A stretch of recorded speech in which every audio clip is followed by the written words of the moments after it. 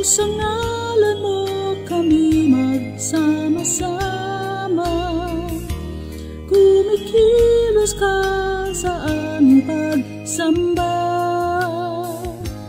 at sa aming pagdaloy pagpapalain ang mga buhay namin. Kung sa ngalan mo kami magsama-sama, kumikilos ka sa aming pagsamba, at sa aming pagdaloy pagpapalain ang mga buhay namin, ang mga buhay namin. Kung sa ngalan mo kami magsama-sama, kumikilos ka sa aming pagsamba, at sa aming pagdaloy pagpapalain ang mga buhay namin, ang mga buhay namin.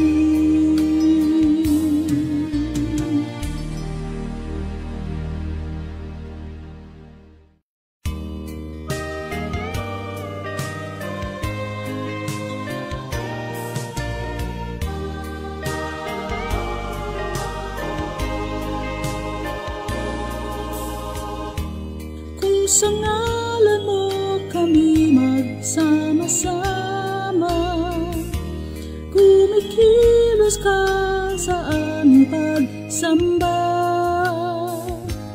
at sa aming pagdaloy pagpapalain ang mga buhay namin. Kung sa ngalan mo kami magsama-sama, kumikilos ka sa aming pagsamba, at sa aming pagdaloy pagpapalain ang mga buhay namin, ang mga buhay namin. Kung sa ngalan mo kami magsama-sama, kumikilos ka sa aming pagsamba, at sa aming pagdaloy pagpapalain ang mga buhay namin, ang mga buhay namin.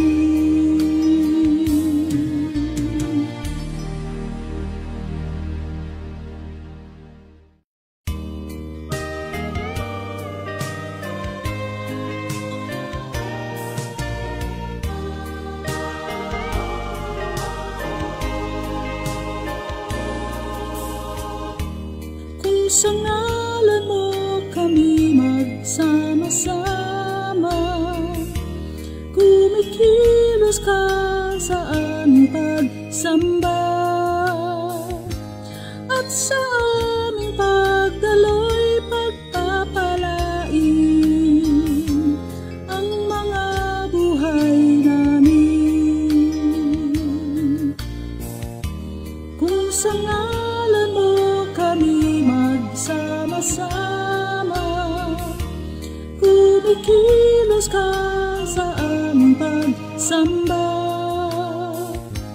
at sa aming pagdaloy pagpapalain ang mga buhay namin, ang mga buhay namin.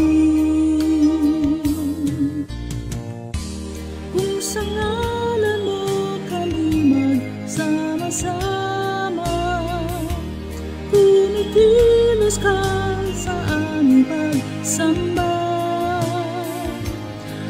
sa aming pagdaloy pagpapalain ang mga buhay namin,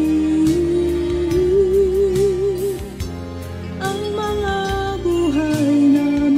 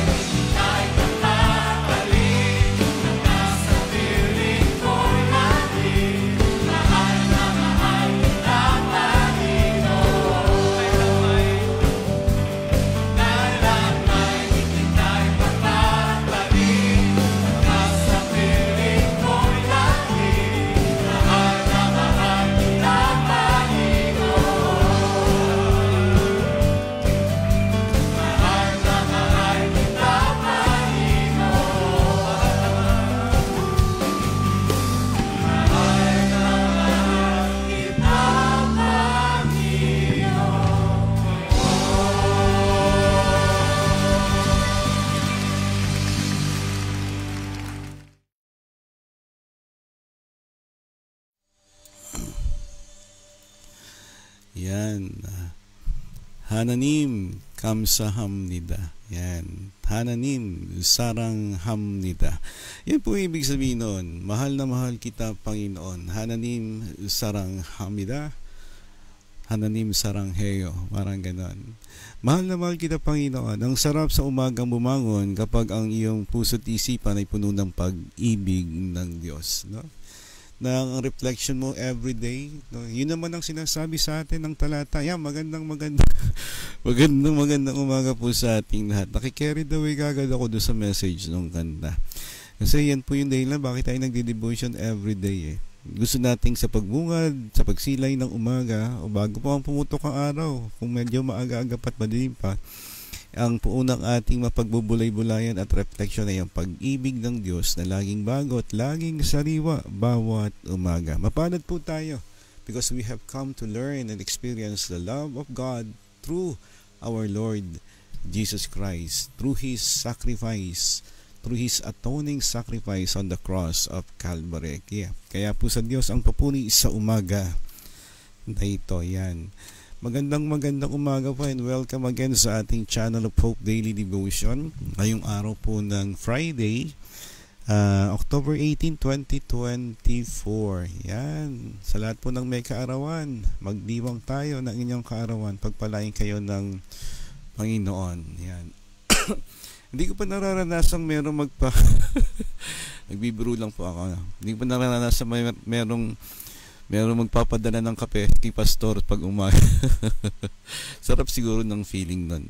Joke lang po yan. Kaya magandang umaga po sa ating lahat. At natutuwa lang po ako doon sa awit kanina.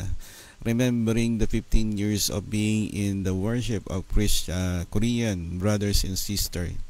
Namumuna tayo minsan sa mga panambahan sa malaking iglesia doon sa church.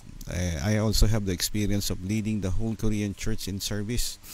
Nagkataon kasi yung senior pastor wala, and I am the second senior pastor doon sa church na yon. Kaya nakakatuwa na makita natin yung sarili natin ginagamit tayo ng Panginoon. Kaya the only thing that we can say to the Lord this morning for all the things that He has done sa buhay po natin is, Lord, I love you. Mahal na mahal kita, Panginoon. At sa umaga na ito, purihin natin ang kanyang pangalan. And with that, magpasalamat din tayo sa Panginoon sa buhay po ng ating mga kapatid na kasama natin every day. Kasama nating nananabik na magpuri sa Diyos, kasama nating nananabik na sumamba sa Diyos, at kasama nating nananabik sa pag-aaral ng salita ng Diyos, at sama-samang maipanalangin ang bawat isa. With that, we would like to greet a great and a blessed morning po ang bawat kasama natin sa umaga na ito. Yes, a great and a blessed morning kina Mayet Noxin, Josephine Elijalde Soresca, haba ng pangalan nyo. Christine Ann Laurel, yan, Mayet Noxin. Si Pastoral Levy na malapit ng ikasal, yan. Talangin po natin sa Pastoral Levy na October na malapit na. Kailan makasal natin? Kasal mo pala, Pastoral Levy, yan. Good morning din po kay Sister Mami Abby Daino ng Dasmariñas, Cavite, Ditas Doxin ng Manila, kay Angeline Tibio, yan, kumusta po si tatay. Ganoon din kay Offie Galang, Rose Fidel, Ruby Galang, Leonardo, Josefina Molina, Mel Macaya, Brother Tom Disa, kay Bill Aplasco Araujo, magandang umaga po sa inyo. Welcome sa Channel of Hope. And also good morning kay Eva Disa, ang buting asawa ni Brother Tom. Ganon din kay Pastor Neil Sebron ng Dasmariñas, Cavite, Batakanyang Ministry ay sa Maliksi, Bacoor. Pastor, magandang umaga po. Kumusta na po ang inyong kalusugan? Ayan, si Nanay, Pastor Debbie, December 23, no? Now let's pray. Yung kanyang pag-iisang dibdib this coming December. Yan. And also, good morning din kina Pastora Vicky Nudo ng TFUCC, at ganoon din kay Deborah Castro or Nad Eileen. Yan, magandang umaga po sa inyo. Pagpalain tayo ng Panginoon sa umaga na ito sa ating pagbubulay-bulay ng salita ng Diyos. At sa lahat po ng ating mga estudyante, yan, pagpalain kayo ng Panginoon. At yan, magkakahapon, ang ganda po ng aming discussion about Christian ethics. Napakahalaga, napakagandang usapin nung paksa niyan. A blessed morning din kay Pastoral Laila Rose Binato ng Villa Apolonia niya, Naig Cavite, AAG Villa Apolonia. Good morning din syempre kay Jedy. Yan, yung kanyang bunsong anak na babae. Papasok na ng school si Jedy. Good morning, Jedy. Yan. At tayo po naman sa umaga na ito patuloy pa tayong mapuno ng kasabikan sa paglapit natin sa Panginoon, sapagkat alam natin ang kanyang biyaya at ang kanyang pag-ibig ay higit pa sa ating mga pagkakamali at pagkukulang. We have always a reason to rejoice every morning, but dahil nag-uumapaw lagi ang biyaya ng Diyos. But we need to be transparent and we need to be honest to God sa ating kalagayan. Sa liwanag ng kanyang kabanalan, we must always see ourselves, our shortcoming, yung ating mga pagkukulang at kasalanan, and let us seek forgiveness in the name of our Lord Jesus as we worship. Tayo po lahat sa umaga na ito ay lumapit sa Panginoon at patuloy nating hanapin ang ating mga sarili doon sa purpose, doon sa reason of worshiping Him. Upang sa ganon, patuloy tayong manabik at patuloy naman tayong biyayaan ng Diyos na makapasok sa kanyang presensya, marinig ang kanyang tinig at makita ang kanyang kalwalatian sa ating sama-samang pagsamba, pagbubulay ng kanyang salita sa umaga na ito. Halina't lumapit po tayo ng sabay-sabay sa trono ng habag at biyaya ng ating Panginoong Diyos Ama, ang Ama ng ating pagkalikha at kaligtasan, ang Ama ng ating Panginoong Kristo na sa atin ay nagligtas sa magitan ng biyaya at pananampalataya kay Kristo Jesus lamang. Tayo lumapit sa ating Panginoong Diyos, lumapit tayong nagpapakumbaba sa kanyang harapan.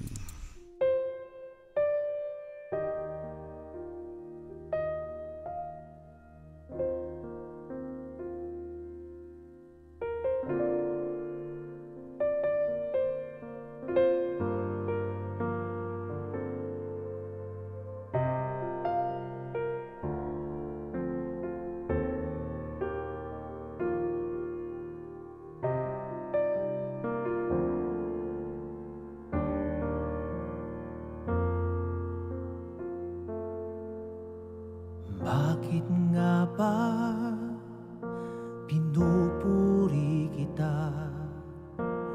Bakit nga ba sinasamba ka? Bakit nga ba pinaglilingkuran? At bakit pinasasalamatan?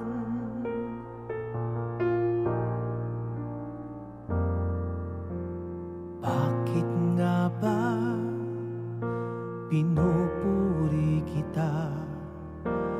Bakit nga ba sinasamba ka? Bakit nga ba pinaglilingkuran? At bakit pinasasalamatan? Nais kong ibigin ka, hindi dahil sa mga pagpapala.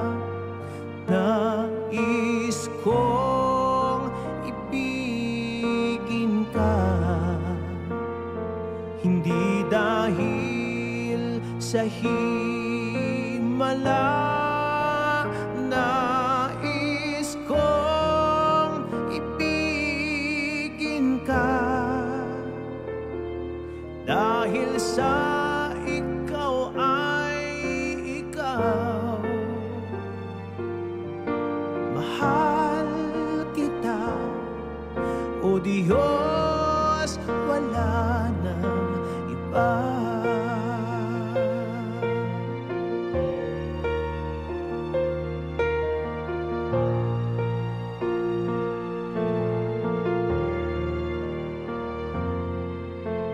Bakit nga ba pinupuri kita? Bakit nga ba sinasamba ka?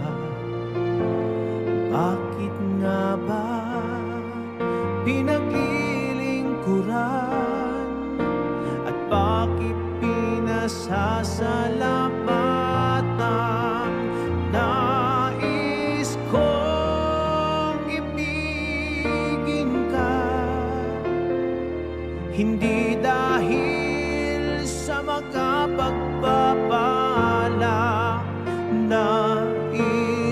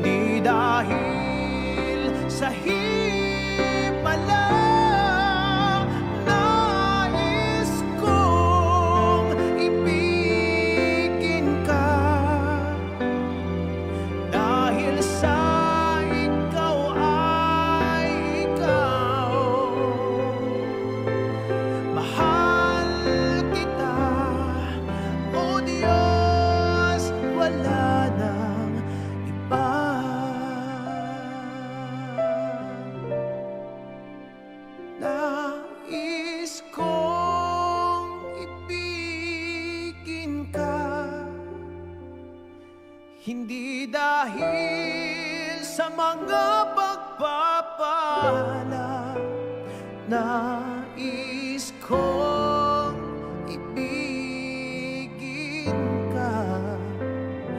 Hindi dahil sa himala, nais kong ibigin ka. Dahil sa ikaw ay ikaw, mahal kita, O Diyos, wala na iba.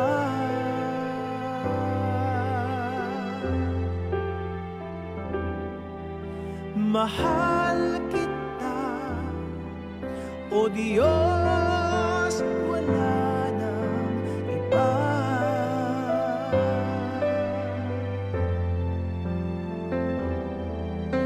Mahal kita, O Diyos, wala nang iba.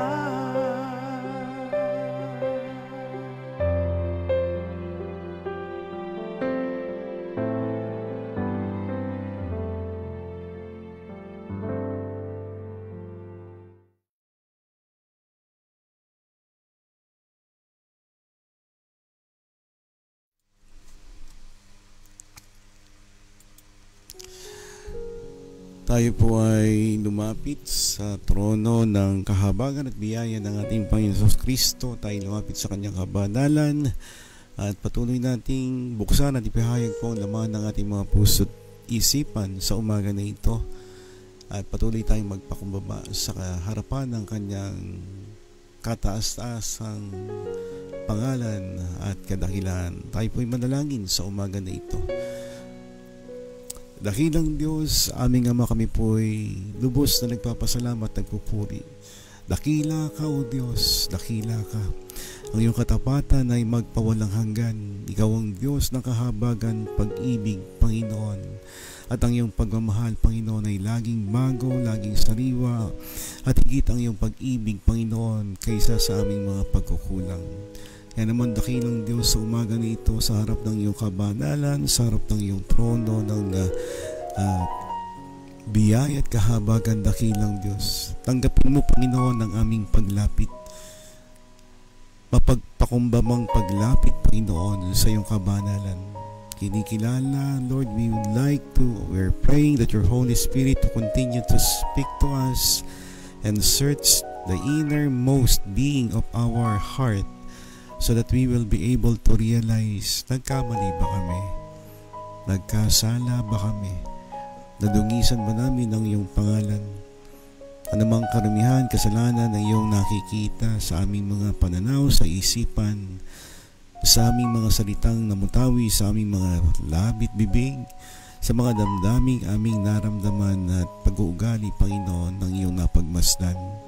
Kami humihingi ng tawad, Panginoon, sa mga bagay na ito.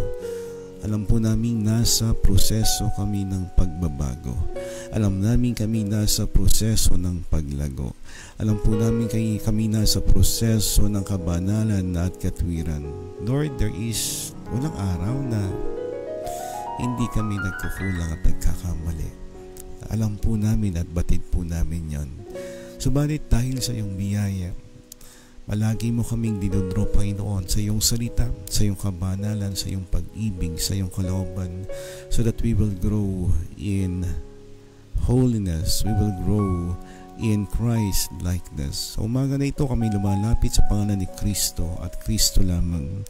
Sa pangalan ng iyong anak na aming dakilang manunubos na nagalay ng kanyang buhay sa krus ng Kalbaryo upang maranasan namin ang dakilang biyaya ng pagpapatawad, ang dakilang biyaya ng pag-aampon, ang dakilang biyaya na marinig, maunawaan at makasama sa liwanag mo. Maraming salamat, Panginoon, sa umaga na ito. Salamat, O Lord, sa biyaya at pagpapatawad na aming tinatanggap sa pangalan ni Kristo sa umaga na ito. Dakilang Diyos, sa iyong presensya kami sama-samang lumalapit. Anumang lugar, anumang oras kami naroon sa umaga na ito, sa araw na ito. ay nawa masumpungan mong punong-puno ng pasasalamat at pagsamba ang aming mga puso sa paglapit sa iyo. Marami pong salamat, dakilang Diyos, sa iyong salita na nagbibigay ng liwanag, nagbibigay ng gabay sa aming mga buhay. At ngayon, habang kami nagtitipon-tipon upang pagbulay-bulayan ang iyong salita, ang talata sa Aklat ng Mga Gawa, Kabanatang 20, talatang 28, kami po'y sama-samang humihingi ng gabay ng iyong banal na Espiritu na magbigay sa amin ng kaalaman, kaunawaan, kaliwanagan sa aming mga puso at isipan. Ito ang aming dalangin, maunawaan po namin ang iyong katotohanan, ang iyong salita, ang iyong layunin at kalooban sa aming buhay. Tulungan mo kami, dakilang Diyos, maunawaan ang kahalagahan ng aming mga responsibilidad bilang mga manggagawa. Dadatigit, we would like to pray for our pastor na binigyan mo ng tagubilin at pagkatawag, pamahalaan ang iyong iglesia. Nawa masumpungan namin ang aming mga sariling tumutulong sa musuporta, nagbibigay ng encourage sa kanila upang patuloy silang tumahak sa landas ng pagtuturo, pagkapahayag at patuloy na paggabay sa amin patungo sa isang buhay na kaaya-aya at katanggap-tanggap sa iyo. Nawa dakilang Diyos, buksan mo ang aming mga puso at ang aming mga mata ay makita ang aming tungkulin na maging mapagbantay sa aming mga sarili at sa mga taong ipinagkakatiwala mo sa amin bilang mga lingkod mo, bilang mga leader ng church. At kami namang mga membro ay patuloy magtiwala, Panginoon, sa kanila, sa kanilang paglilingkod, sa kanilang pangaral, sa kanilang pagtuturo at sa kanilang mga gabay. Dakilang Diyos, sa umaga na ito, bigyan mo ang bawat isa sa amin ng kalakasan at karunungan upang tunay na maipakita ang iyong pag-ibig sa aming mga gawa, sa aming mga salita, sa aming kapwa. Naway maging inspirasyon ng aming pag-aaral na ito sa bawat isa sa amin upang higit pa naming mapalalim ang aming ugnayan, ang aming relasyon, ang aming pagkakilala at aming paglilingkod at pagsunod sa iyo. Dakilang Diyos, sa umaga na ito, sa bawat isang kasama po namin, batid mo ang aming kalagayan at pangangailangang espiritual. Ang aming dalangin, dakilang Diyos, busugin mo ang bawat isa sa amin ng karunungang espiritual na nagtuturo ng kabanalan at katwiran, karunungang nagbibigay, Panginoon, sa amin ng maliwanag na larawan kung sino si Kristo at ano ang larawan at modelo ng iyong anak na nais mo na maging kami. Magpalain niyo, Panginoon, ang buhay ng mga kapatid na ito, kasama ang kailang mga pamilya, naman ang kailang mga pasanin, dalahin, alalahanin. Dakilang Diyos, let your word give us peace. Let your word give us guidance, O God. Let your word continue to strengthen our faith and trust in you and obey you. Sa lahat po na magbabahagi ng link na ito, sa lahat ng magbabahagi ng kailang reflection, sa lahat ng magbabahagi ng talatang aming pagbubulay-bulayan, pagpalain mo ang kailang mga buhay, ang kailang pamilya, ang gawa ng kailang mga kamay. And also we would like to pray also yung mga tao na magbubukas ng link na ito, na makakabasa ng mga reflection at ng text na aming isi-share. Pagpalain mo kailang buhay, mabuksan na kailang mga puso at isipan sa pananampalataya sa Panginoon sa Kristo, tumanggap ng pananampalatayang nagliligtas, nagpapabanal at nagbibigay ng katwiran mo. Dalangin namin ang kailang buhay ay patuloy na labago sa pananampalataya, sa sino mang nakihina ang kalooban sa paglilingkod, sa pagsunod. Bigyan mo sila ng kalakasan sa magitan ng iyong salita na ito. At patuloy naming masumpungan, dakilang Diyos, ang kapangyarihan ng iyong salita. Lord, bigyan mo kami ng desire, huwag manawa sa pagbabahagi ng link na ito ng iyong salita, because we know one day you will use ang mga link na ito, ang mga reflection na ito, ang Word of God na nakalagay, nakapost sa aming wall in your time. At sa tamang panahon at sa tamang tao, it will work.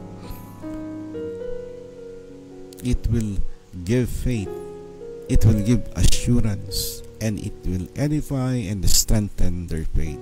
Pakaisa mo yung Panginoon ng aming mga puso at isipan sa umaga na ito, magkaisa sa pagsamba, sa pagpupuri at sa pagtanggap ng iyong salita sa umaga na ito. Salamat sa biyayang ito. Aming pinagpapasalamat sa pangalan ni Kristo Jesus. Ito ang aming panalangin. Amen, amen at amen. Yes, magandang araw po sa ating lahat. Isang mapagpalang umaga and great morning to each and everyone.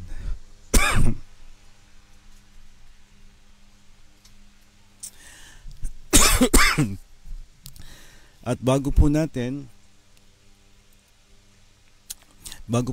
basahin ang talata na ating pagbubulay-bulayan today, hayaan po natin na matiin po natin ang bawat isang kasama natin sa umaga na ito na maagang gumigising para sa Panginoon.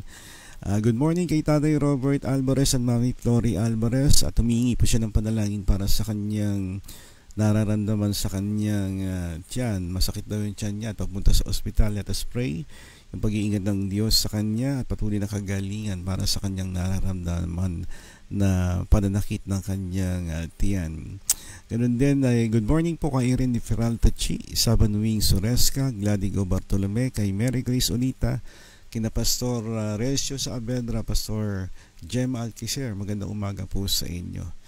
Ganun din, patuloy po nating ipanalangin later yung father ni Sister Angeline dahil na-postpone yung operation because ng pneumonia. Panalangin po natin ang kagalingan para sa kanya para ma-schedule na muli yung kanyang operation. Good morning din kay sino ba? Ayan, good morning po sa ating lahat.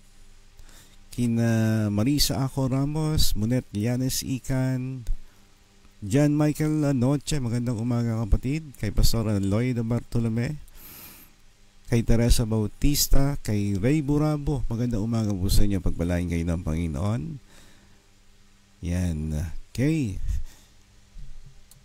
At matapos po natin i-welcome ang ating mga kapatid dito sa Channel of Hope.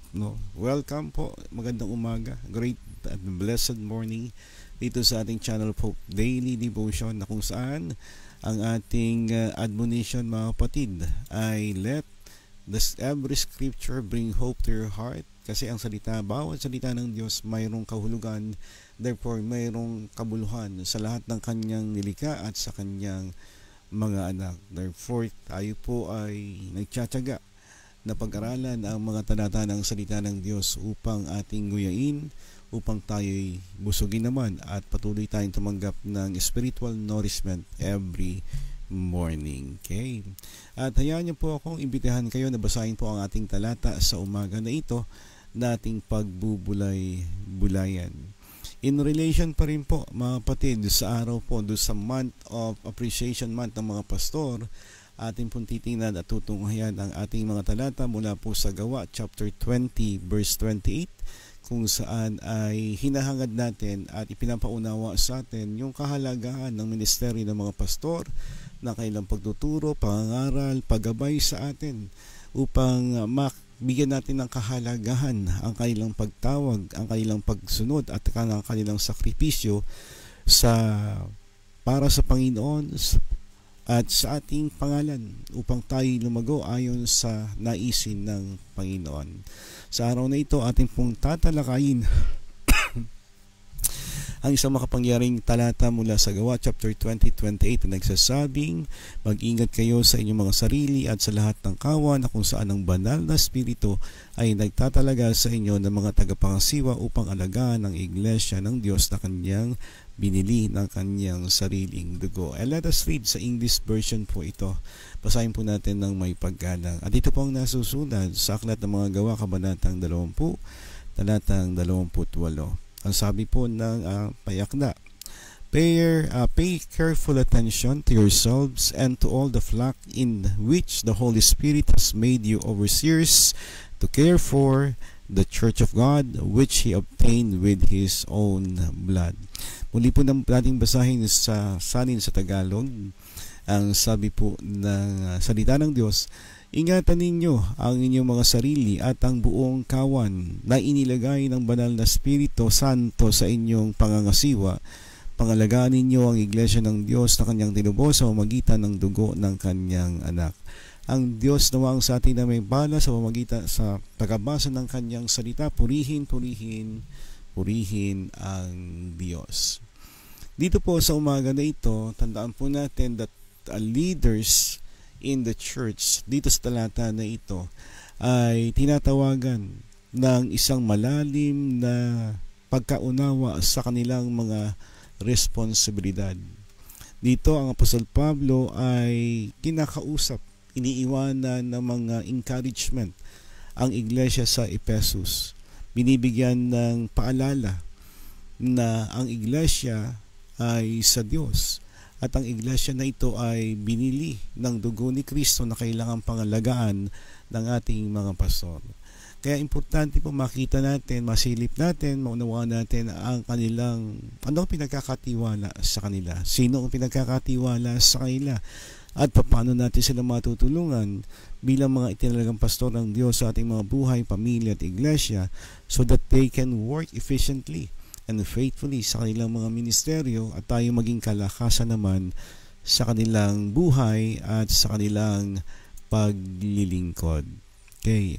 Ang mga salita po ni Apostol Pablo sa matatanda ng iglesia sa Efeso ay isang malalim na paalala tungkol sa pananagutan ng mga leader ng bawat iglesia. Ang bawat isa sa atin meron tayong pananagutan sa Diyos. Lalo tigit ang bawat elder, ang bawat matatanda, ang bawat pinuno o pastor ng iglesia. Kaya dito po sa Gawa chapter 20:28, tinatawag tayong maging mapagbantay, una sa ating mga sarili, pangalawa sa ating tungkulin bilang mga taglingkod ng Diyos, whether ikaw ay isang miyembro, elder, or especially pastor, at bigyan ng kahalagahan ang iglesia ng Diyos. Ngayong araw, tatalakayin po natin yung tatlong bagay. Mula po sa talatang ito sa Gawa chapter 20 verse 28. Yung personal watchfulness, pastoral responsibility, and purchase value. Ano pong ibig sabihin yan? Ano ba ang mga aral na ito? Na ano ang significance nito sa ating mga buhay? Alam ko, ang ilan po sa ating nakikinig, mga pastor, mga leader, at pangkaraniwang miyembro ng iglesia. Ang talatang ito ay hindi lamang po para sa mga leader, kundi sa lahat ng mga mananampalataya. At sama-sama po nating pagbulay-bulayan ang talata na ito sa umaga na ito at masumpungan natin ang kahalagahan, ang kabuluhan ng talatang ito na ibinibigay sa atin sa umagang ito. Okay. Ang titulo ng ating devotion for today is the sacred charge of spiritual leadership. The sacred charge of spiritual leadership. Dito makita natin ang unang binibigyan ng kahalagahan at puntos o ipinapaunawa sa atin yung personal na pagsubaybay o personal watchfulness. Tandaan po natin ang mga talatang ito ay bigyan lang po natin ng konting background or context yung ating talatang binabasa natin dito. Dito po sa Acts chapter 20:28, ito yung part ng panulat ni Apostol Pablo sa mga mananampalataya, yung kanyang farewell address, yung pamamaalam niya sa iglesia, sa mga matatanda ng iglesia doon sa Efeso. Makikita po natin yan sa Gawa chapter 20 verse 17 to 38 na kung saan Paul ay malalim yung kanyang concern para sa kabutihan, kapakanan ng iglesia, ng mga leaders at mga members. Dahil sa kanyang pag-alis at paglisan dito, magiging vulnerable, magkakaroon ng kahinaan, at sila ay posibleng makaranas ng mga pagsubok externally and internally. Binibigyan din dito na dito po sa iglesia na ito, ang Apostol Pablo ay naglaan ng 3 taon ng pagministeryo sa iglesia ng Ephesus. Yan po yung makikita natin sa Acts chapter 3:20 verse 31, kung saan napalapit na siya sa iglesia, sa mga tatanda ng iglesia, sa members ng church. At siya'y namamaalam at nagbibigay siya ng exhortation, ng encouragement na manatiling tapat ang mga lingkod, ang mga leader, ang mga matanda ng iglesia, at ang kongregasyon, ang mga miyembro ng iglesia sa pagtupad sa pagkatawag sa kanila ng Diyos at sa pagtupad sa tungkuling iniatang sa kanila ng Panginoon. So sa ating binasa kanina, sabi ron, ayan, ang unang-unang bahagi ng talata na ito sa Gawa chapter 20 verse 20, ang sabi po ron, pay careful attention to yourself. Kanino, sino ang pinapatungkulan? Ang mga matatanda ng iglesia, ang elder ng iglesia, ang pastor, ang nagpapastor sa iglesia. Ano pong sinasabi nito sa atin? Yan. Dito sinimulan po ni Pablo ang kanyang tagubilin sa pagtawag sa mga leader na ingatan ang kanilang sarili. Huwag pabayaan ang kanilang sarili sa lahat ng aspeto ng kanilang buhay. Madalas marami pong mga leader ng church napapabayaan yung kanilang physical well-being, no? Dahil puro ministry, kulang sa minsan hindi na nakakain ng tama o kaya dahil lagi nasa ministry, madalas ang dami ng pagkain. Pagdating sa personal health ng isang pastor, napapabayaan. Dito paalala ito ni Pablo sa iglesia, sa mga leader. Every aspect of the leader of the church, even the member of the church, kailangan pangalagaan ang kanilang sarili. Yung kanilang mental health, yung kanilang spiritual health, yung kanilang physical health, yung kanilang emotional health, kailangan pong pangalagaan. Yan ang tagubilin. Dahil paano tayo mamumuno, paano tayo maglilingkod kung tayo'y mayroong karamdaman. No, anong klaseng karamdaman? Ulitin ko yung 4 na aspetong nabanggit ko patungkol sa health. Yung emotional health, yung spiritual health, yung physical health, and yung mental health. Issue rin po yan sa mga manggagawa, especially sa mga pastor. Sa Seoul, Korea po, meron tayong mga nababalitaan, pastor na, pero nagsusuicide pa. Imaginein po natin yan. Kahit sa USA, may mga pagkakataon tayong nababalitaan, deacon, elder, pastor, nagsusuicide. Mental health po ang issue ng mga bagay na ito na hindi natin nabibigyan pansin dito sa ating bansa, sa mga miyembro, sa mga leader at sa mga manggagawa ng Diyos. Bilang mga pinuno po, ang tungkulin natin unang-una ay tiyaking maayos ang ating sariling espiritual na kalagayan. Subalit hindi lang spiritual na kalagayan dapat nating pangalagaan. Katulad na sinabi ko, yung mental health, emotional health, at physical health.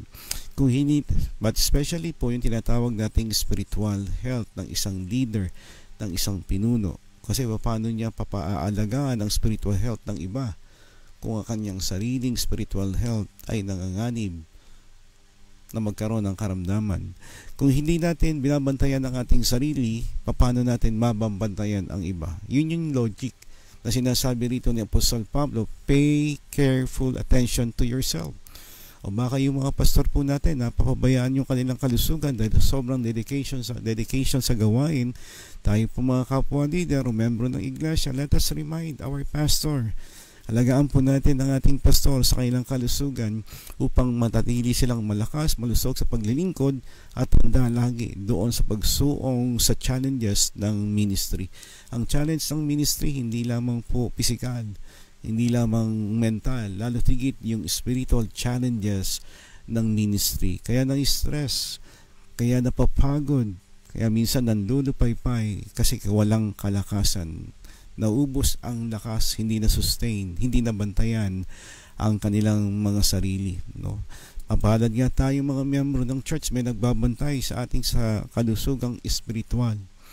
Sad to say, marami po sa panahon po natin, maraming mga pastor walang nag-aalaga sa kanilang espiritual na kalagayan. Tingnan niyo po, katulad ng mga matatandang mga magulang natin o mga magulang natin, they took care of their children, pero sino nag-aalaga sa kanila? Ganun din spiritual na kalagayan po natin. We need to look at the well-being, welfare, the health of our pastor, spiritually, emotionally, mentally, physically. Baka napapabayaan nila. Dito sinasabi po ni Pablo ay suriin ang lakad sa Diyos unang-una. Suriin ang lakad sa Diyos. Examine your walk. Sino yun? Yung mga leader, yung mga matatanda ng iglesia. Kahit po tayong mga miyembro, we need to check our spiritual walk. Anong ibig sabihin nun? Dapat nating patuloy na suriin ang ating relasyon sa Diyos. Tayo ba ay namumuhay ayon sa Espiritu? Tayo ba ay nagpapalakas ng ating sarili sa salita ng Diyos? Ang kalusugan ng ating pamumuno ay direktang nakasalalay sa ating spiritual na kalusugan. Ano sinasabi ron? The health of our leadership, since ito ay salita na ibinibigay sa mga pastor, is directly related to our spiritual health. Hindi mahihirapan po kasi na pangalagaan ng isang pastor ang spiritual health ng kanyang iglesia o ng iglesia pinagkatiwala sa kanya kung siya ay mahina spiritually o nanghihina spiritually. Hindi lamang po mga pastor yan, lahat ng leaders. Ikaw ay ministry leader, ministry head ka, maring ikaw ay leader ng isang discipleship group, ng isang small group. Since you are a leader, importante yung spiritual health mo. Because the ministry that you are heading is a spiritual ministry. Kaya hindi mo pwedeng pababayaan yun. Kailangan nating bantayan, tingnan, alagaan ng ating mga sarili. Ganyan din po ang sinasabi sa atin dito sa bilang paalala sa 1 Timothy chapter 4 verse 16. Ang sabi po ron, keep a close watch on yourself and on the teaching. O bantayan natin yung sarili natin. Spiritually, paano natin mababantayan? Bantayan natin yung itinuturo natin. Mabuti ba? Tama ba? Biblically sound ba? Theologically sound ba yung tinuturo natin? Baka nalilis tayo ng pagkapaliwanag kapag tuturo, huwag nating asahan sila ilalago sa wangis ni Kristo kung ating pagtuturo ay mali. Kaya na tinuturo ko po sa ating theology class, no, wrong interpretation will leads to wrong application. Right teaching, right interpretation leads to right living. Righteous teaching leads to righteous living. Ngayon, meron po kami nadagdag. Bunga ng aming lesson doon sa Christian ethics. Right decision in Christian ethics or making or developing or applying biblical decision, right teaching, right interpretation leads to righteous decision. Pag tama ang pagkaunawa mo sa salita ng Diyos, magiging tama rin ang desisyon mo dahil ang desisyon na yan nakabatay sa salita ng Diyos. Kung tama ang pagkaunawa mo sa salita ng Panginoon. Bukod sa bantayan o ingatan ang ating mga sarili bilang mga lingkod ng Panginoon, we need to guard ourselves from pride. Ang isang problema at kahinaan ng mga leader, whether pastor, elders, deacon, ministry leader, or even mga small group leader, ay yung tinatawag po nating pagmamataas o pride. Ang mga pinuno ay dapat, ang mga spiritual leaders ay dapat umiwas sa tukso ng pagmamataas o sobrang tiwala sa sarili na ako ang tama, ako ang leader, hindi ako magkakamali, akong bahala sa inyo. Hindi po. Ang leader, tao rin na nagkakamali. Nadadala ng emosyon, nadadala ng sitwasyon. Therefore, bilang mga pastor, bilang mga leader, bilang mga miyembro, we need to guard ourselves. Ang mahirap po kasi sa mga leader, minsan, pag ikaw na yung pinaka-top leader, parang wala na nagbabantay sa'yo. Wala nang taong nagbabantay sa iyo to the point nagiging mapagmataas na pala tayo. Kaya mahirap po ang kalagayan ng mga leader, ng mga pastor ng iglesia. Kung walang nagpapastor sa kanila, kung walang nag-o-oversee sa kanila, lahat ang gagawin nila tama, na nasasabihin nila mali, it will fall to pride. Yan po ang magiging problema. Madalas na inaatake ng kaaway ang mga pinuno, mga spiritual leaders sa magitan ng ganitong temptation. Ano yun? The temptation to always find themselves correct. Ayaw nang tumanggap ng comments, ayaw nang tumanggap ng criticism, ayaw nang tumanggap ng pagtatama. Pride na po ang tawag natin doon. To the point, hindi na rin sila nakikinig sa salita ng Diyos. Napapabayaan yung kanilang personal, spiritual health. Kaya importante, meron tayong nasusumpukan natin yung sarili natin na may nagtuturo, may nagsasalita, may nagpapaalala, may nagre-rebuke sa atin upang manatili tayong mababa sa harapan ng Panginoon.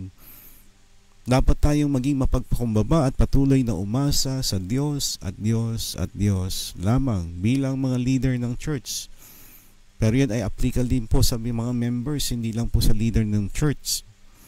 Ang sabi po sa Proverbs chapter 4 verse 23 o Kawikaan chapter 4 23, ang sabi ron, keep your heart with all vigilance, for from it flow the spring of life.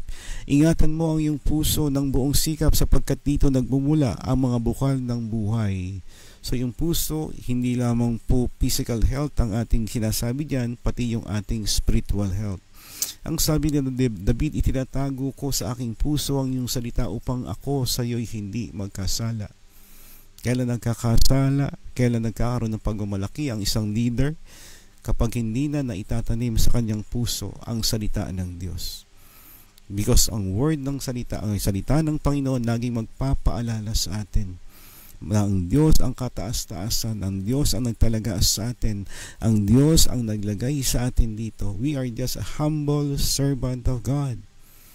Kahit tayo pa ang pinunong leader ng iglesia, servant pa rin tayo ng Diyos. Pag nakalimutan natin yon, kasi puro na tayong ministry, puro na tayo paglilid, tayo'y nalulunod sa success ng ministry natin o ng authority natin, we fall to the temptation of being prideful and boastful. Nakalimutan natin, ipinagkatiwala lang sa atin ito at ang paglago ng iglesia ay nasa kalooban at kapanahunan ng Diyos. Kaya dapat po tayong manalangin. Tayong mga leader ng mga iglesia, yung kapwa leader ng iglesia, let us pray for one another. ang personal na watchfulness o personal watchfulness po ay nangangailangan ng patuloy na pag-asa sa Diyos sa pamamagitan ng panalangin. Bilang mga leader, kailangan po natin kailangan po natin ng malalim na buhay ng pananalangin para humingi ng karunungan, kalakasan, proteksyon mula sa lahat ng uri ng temptation. Ang una pong hindi pinapakawalan ng diablos pagdating sa temptation ay ang mga leaders. Recently, ang dami po nating nababalita ang mga leaders na nag-i-step down sa ministry. Sa abroad especially. Ibinababa ng church o kaya sila bumababa because of that they fell into the temptation kung saan sila mahina. Kaya let us pray for our leaders, for our pastors. Tayo naman mga leader, tayo mga pastor, lagi po tayong manalalim, higit na palilalalim natin yung ating mga pananalangin kasi alam natin tayo'y target. Spiritual target tayo ng kaaway. Nais niya magkamali tayo. Nais niya tayo ay matukso upang tayo ay maalis yung ating moral and spiritual ascendancy sa ating pagministeryo. Ang susi, let us pray for strength.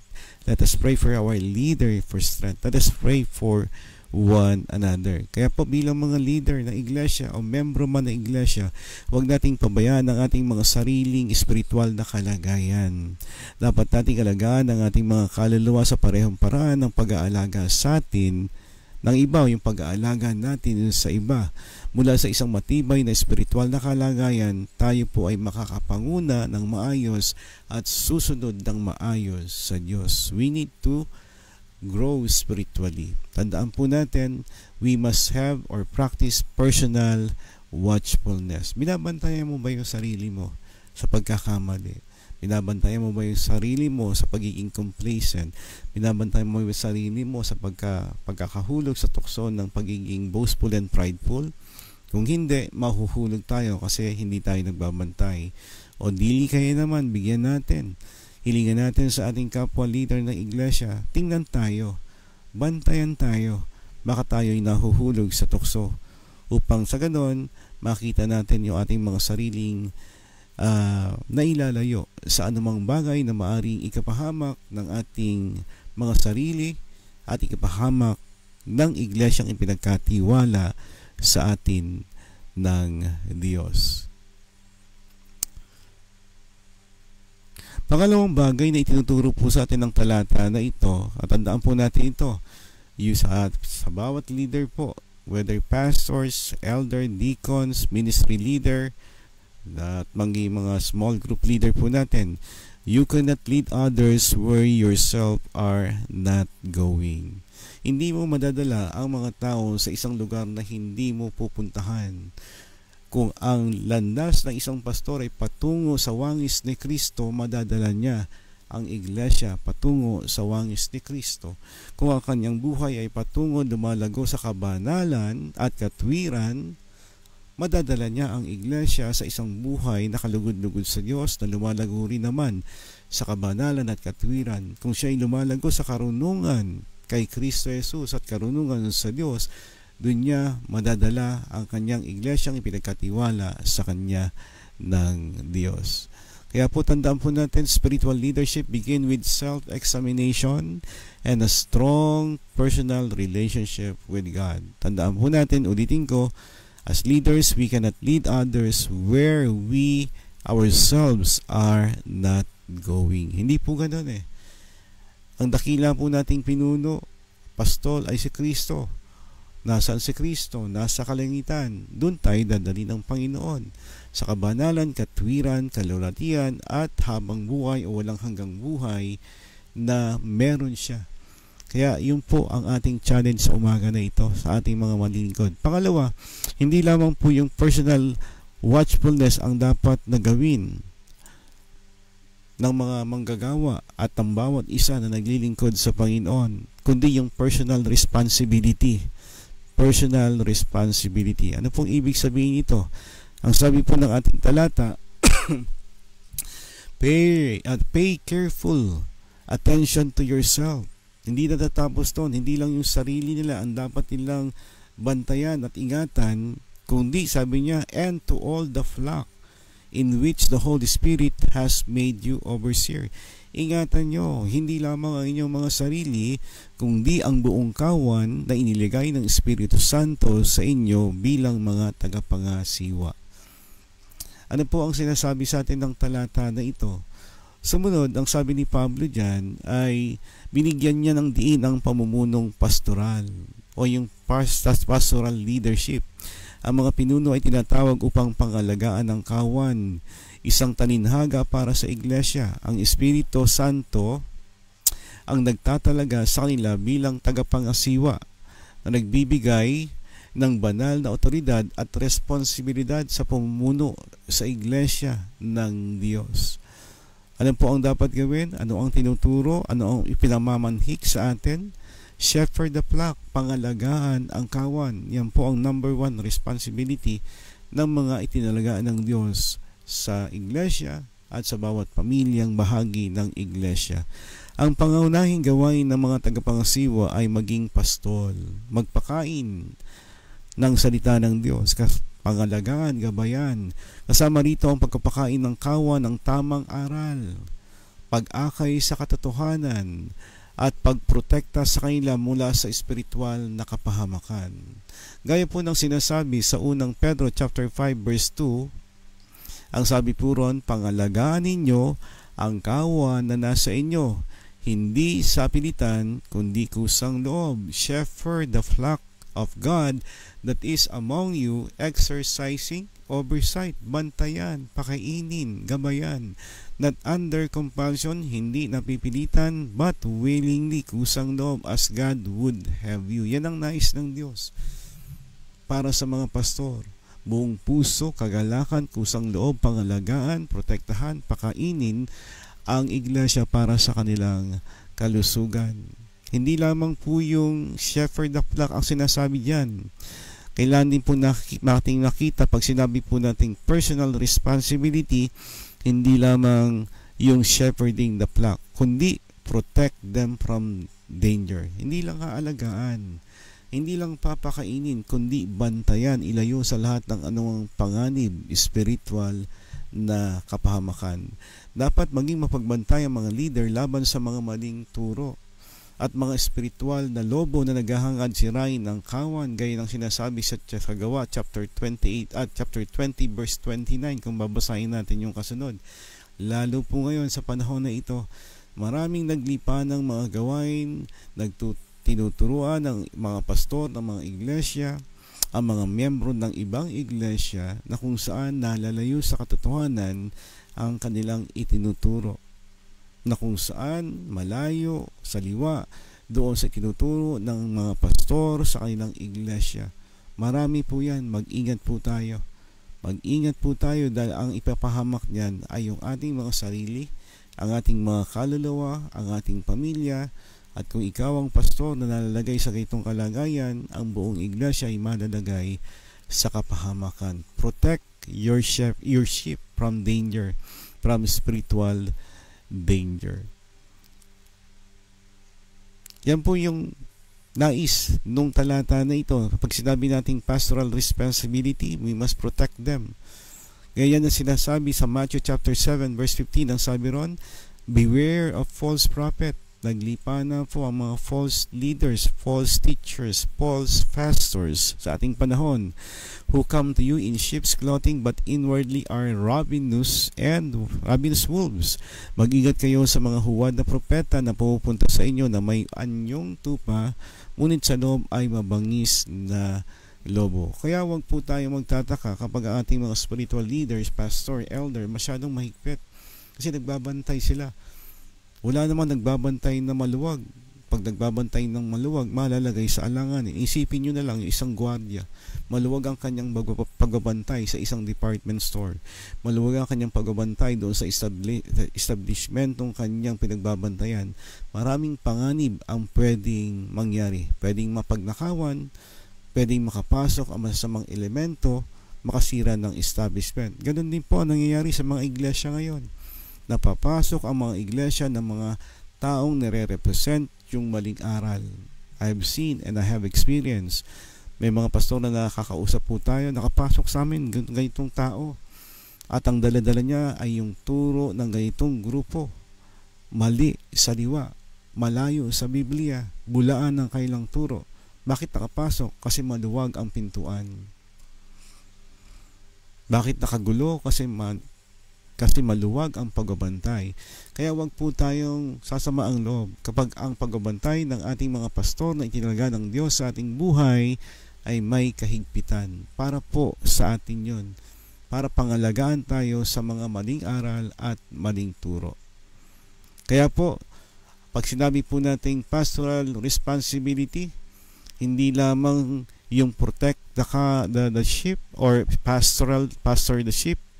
Hindi lamang protektahan sila sa panganib, kundi magbigay din ng spiritual na pagpapakain o provide spiritual nourishment. Ang pamumunang pastoral ay nangangahulugan din po ng pagpapakain ng salita ng Diyos sa iglesia, sa lahat ng pagkakataon, pagbibigay ng gabay, pagtutuwid at pag-i-encourage sa kanilang spiritual na paglago. Kaya we should encourage our members, fellow leaders, to have personal devotion. Yan po yung unang-una. Hindi lang dapat tayo kumain ng salita ng Diyos sa gawain ng Diyos sa oras na tayo nasa church o kasama ang ibang mananampalataya. Napakahalaga ng personal devotion, personal feeding of the Word of God. Let us encourage one another. Kaya po tanggapin po natin ang bigat ng ating hindi po madali ang tungkulin ng pastor. Kaya minsan nagtataka ako sa iba bakit gustong magpastor o inaagawan ng pwesto ng isang pastor. Hindi nila nalalaman merong mabigat na pananagutan ang isang pastor na tinawag ng Diyos. If we know the consequences, the accountability, the heaviness of the accountability and responsibility of a pastor, wala pong magpapastor. Kasi alam nilang ipagsusulit nila ang bawat kaluluwang ipinagkatiwala sa kanila ng Diyos. Ang ating pagiging tagapangasiwa, whether ikaw ang pastor, head pastor, ikaw ay ministry leader, o ikaw ay discipleship leader, dapat po nating makita ang ating mga sarili na tapat na nangangalaga sa pagpapakain sa iglesia ng Diyos, malaki man o maliit na grupo ng mananampalataya, at lalo tigit sa ating mga sarili. Kaya bukod po doon sa pastoral ministry natin, sa ating pastoral watchfulness, doon sa pastoral responsibility. Bago po tayo tumalon sa pangatlong puntos natin sa umaga na ito, tandaan po natin ito. True spiritual leaders guide, feed, and protect the flock entrusted to them by the Holy Spirit. Paggabay, pagpapakain, at pagprotekta ang tungkulin ng mga pastor, ng mga tupang ipinagkatiwala ng banal na Espiritu sa kanila. Pastors are called by the Spirit, caring for the flock. Yan po ang tinuturo sa atin dito. At ang pangatlong bagay na dapat po nating makita sa talatang ito, yung purchase value. Ano ang ibig sabihin ng purchase value? Gaano kahalaga yung ipinagkakatiwala sa atin? Gaano kahalaga ang ministeryo ipinagkakatiwala sa atin? Gaano kahalaga ang kaluluwa ng mga taong ipinagkakatiwala sa atin? Iyan man ay big group, yan man ay small group. What is the value? of the soul that was entrusted to us. Sabi po sa Acts 20:28 sa huling bahagi, ang sinasabi ron ay to care for the church of God which He obtained with His own blood. Sa kabuuan, pay careful attention to yourself, and not only to yourself, but to all the flock in which the Holy Spirit has made you overseer, but also to take care for the church which He obtained with His own blood. Pangalagaan ng iglesia na binili ng kanyang dugo. Ano ang halaga ng iglesia? Ano ang halaga ng bawat mananampalataya sa iglesia ng Diyos? Ang katumbas niyan, ang halaga niyan ay ang precious blood ng Panginoong Jesucristo. Therefore, bawat tao, bawat kaluluwa is valuable to God.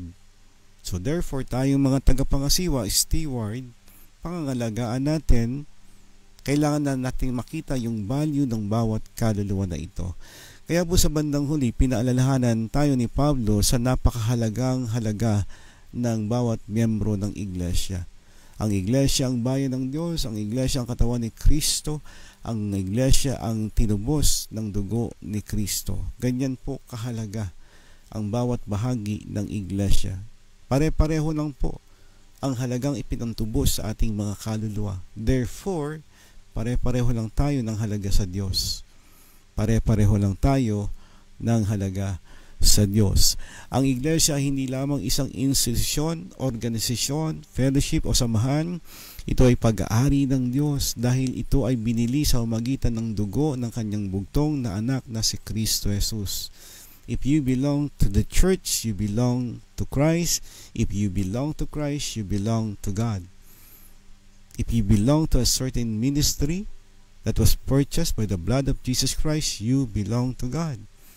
The leader, the elder, the deacons, the ministry leader, discipleship leader, the whole member of the church belong to God. Ang iglesia ay mahalaga dahil ito ay tinubos sa pinakamataas na halaga, ang halaga ng dugo ni Kristo, ang halaga ng anak ng Diyos na si Kristo. Kaya nga mga kapatid, pag sinabi po natin, ano nga ba ang halaga ng iglesia? Ang pahayag, ang sinabi ni Pablo na binili niya ng kanyang sariling dugo, obtained by His own blood, the own blood of His Son, Jesus Christ. Ang ibig sabihin niyan, ito'y tumutukoy sa sakripisyong kamatayan ng Panginoon Kristo. Ang iglesia ay mahalaga sa Diyos dahil ito'y binayaran, tinubos ng dugo ni Kristo. You are valuable to God. God, in His eyes, in His hand, ikaw ay mahalaga. Hindi mahalaga anong tingin sa iyo ng tao, pinakamahalaga anong tingin sa iyo ng Diyos. Hindi mahalaga kung paano ka pinapahalagaan ng tao, mahalaga paano ka pinapahalagaan ng Diyos sa kanyang kamay, sa kanyang mga puso at sa kanyang isipan, sa kanyang puso at isipan. Ang iglesia may halaga sa Diyos dahil ito'y binayaran ng dugo ni Kristo. Dapat tayong mamuno ng may paggalang at takot sa Diyos dahil sa halaga ng iglesia. Imagine niyo po kung may ipinagkatiwala sa ating diamante, kung may pinagkatiwala sa ating magandang bahay, kung may pinagkatiwala sa ating magandang sasakyan, kung may pinagkatiwala sa ating magandang e-bike, kung may pinagkatiwala sa ating maganda at napakalaki ng halaga sa ating mga kamay, anong gagawin natin? Pababayaan ba natin? Hahayaan ba nating magasgas? Kung yan ay coaching napakagara, babantayan natin o protektahan natin yan. Kasi alam natin yung value ng ipinagkatiwala sa atin at alam natin kung ito pinagkatiwala sa atin, ibabalik natin, ipagsusulit natin. Accountable tayo dyan. Therefore, yan po ang ating trabaho. Napakahalaga ng ipinagkatiwala sa atin ng Diyos. Buhay, kaluluwang tinubos ng dugo ni Kristo, therefore hindi natin pwedeng pabayaan. Mga kapatid, hindi ka pwedeng pabayaan ng pastor mo, mananagot sila sa Diyos. Hindi ka pwedeng pabayaan ng mga leader mo, mananagot sila sa Diyos. Mas lalong hindi mo pwedeng pabayaan ang sarili mo dahil ikaw ay mananagot din sa Diyos pag pinabayaan mo ang sarili mo. Kaya sa iglesia, lahat po tayo may pananagutan sa Diyos kung ano ipinagkatiwala sa atin. Ipinagkatiwala sa mga leader, ang mga tupa, at ang mga tupa naman ipinagkatiwala sa kanilang mga pastor. Therefore, we have accountability to God to one another. Pare-pareho tayong may pananagutan, hindi ang mga lingkod lamang. Ikaw na miyembro ng iglesia, meron kang pananagutan kung paano mo tutulungan, susuportahan, aalagaan, i-encourage ang iyong pastor. Ang mga pastor may pananagutan sa Diyos sa pag-aalaga, pagpapakain at pagpuprotekta ng kanilang kawan ay pinagkatiwala ng Diyos. Katulad po ng sinasabi dito sa unang Pedro chapter 18 verse 19, you were ransomed not with perishable things such as silver or gold, but with the precious blood of Jesus Christ. Tinubos kayo hindi sa mga bagay na nasisira, kundi sa mahalagang dugo ni Kristo Jesus. You are so valuable to God. Kung mahalaga ka sa Diyos, bakit ka pababayaan ng Diyos? Kung mahalaga ka sa Diyos, kung ano ang halaga ni Kristo sa Diyos, bakit hindi ka nagtitiwalang God will protect you? God will not put you in harm. You are secured in the hands of God because you are so valuable to God. Hindi ka hahayaan ng Diyos na mawala sa kanyang mga kamay, sa kanyang pag-ibig at sa kanyang mga yakap. Mahigpit ang yakap ng Diyos sa sinumang tinubos ng dugo ni Kristo. And God is so powerful. The hand of Christ is so powerful. The hand of the Father in heaven is so powerful na ang sinumang nasa kanyang mga kamay hindi mawawala at hindi mapapahamak magpakailanman. Another thing na dapat po natin nakikita pag sinabi po nating purchase value, yung sakripisyo ng Panginoong Kristo. Ang pahayag na ito ay nagpapatunay din sa pagka-Diyos ni Kristo, sapagkat ang Diyos mismo ang tumubos sa iglesia sa pamamagitan ng kanyang dugo. Ang sakripisyo ni Kristo ay dapat maging inspirasyon sa ating paglilingkod as we serve the Lord. Part ng paglilingkod natin yung sakripisyo, buhay, katawan, oras, pananalapi. Paglilingkod na ang iglesia ay mahal ng Diyos at karapat dapat na buong sikap natin itong ingatan, pakainin, alagaan. Katulad po ng sinasabi sa Efeso chapter 5 verse 25, Christ loved the church and gave Himself for her. Inibig ni Kristo ang iglesia at ibinigay niya ang kanyang buong sarili para dito. Buong buhay, dugo, inialay ni Kristo upang tayo matubos sa kaparusahan, sa sumpa, kapahamakan ng kasalanan. Kaya pag sinabi po nating purchase value, dapat nating pahalagaan reverence for the church, yung paggalang sa iglesia, because napakahalaga niyan. We cannot just take for granted a person, a soul na bahagi ng iglesia natin. Kung sila'y tinubos ng dugo ni Kristo, we must see the value of these people in the eyes of God. Doon sa halaga ng dugo ni Kristo, dapat tandaan ng mga leader na ang iglesia hindi sa kanila kundi sa Diyos. Hindi sa iyo ang iglesia kung ikaw ang pastor, hindi sa iyo ang ministeryo na yan kung ikaw ay isang ministry leader. Hindi sa iyo ang group na yan kung ikaw ay isang leader ng discipleship group. Ang lahat ng bumubuo sa iglesia ay pag-aari ng Diyos. Tinubos ng dugo ni Kristo ang buhay ng pastor. Tinubos ng dugo ni Kristo ang buhay ng bawat leader, elder, deacon, ministry leader ng church. Tinubos ang dugo ni Kristo ang bawat small group leader.